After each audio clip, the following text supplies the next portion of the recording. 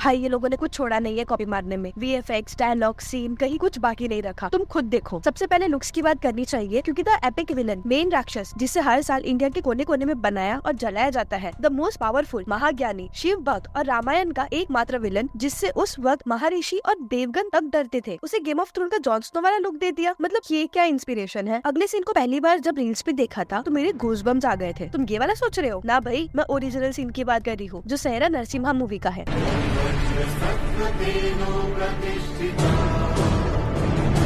उसके बाद आती है एपिक फाइट आदि पुरुष की, जिसमें श्री राम कुछ उड़ते हुए राक्षसों से लड़ते हैं। ये राक्षस Marvel movie doctor strange multiverse of madness की फाइट सीन से कितने मिलते जुलते लगते हैं, या खुद देखो और कमेंट्स में बताओ। स्टीवन स्ट्रेंज एक लाश को वश। बात अब तक ठीक होती जब सिर्फ सीन्स कॉपी होते, बट यहाँ तो डायलॉग्स भी उठाए गए हैं, वो भी कहीं और से। बट या full points to the unwanted modification, क्योंकि अदरवाइज हमें पता चल जाता ना कि वो कॉपीड है। अच्छा, घी किसका?